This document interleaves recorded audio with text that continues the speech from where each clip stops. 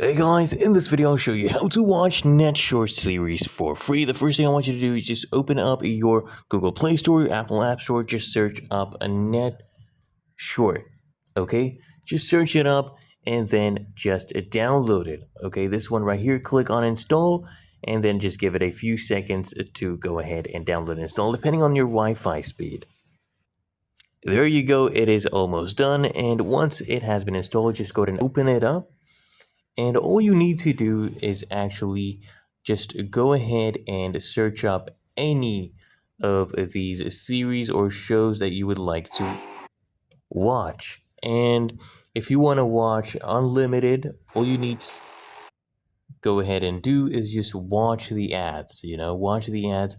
So if you're wondering how to watch the ads and rack up time, you just come at the top right, click on that gift icon, and as you can see, we get bonus for checking in every day, and we also actually get coins, basically points, for every ad we watch, and we can rack up this amount of free points to utilize it. And it's really that easy and simple. So if you found this helpful, make sure you smash the like button and subscribe to the channel.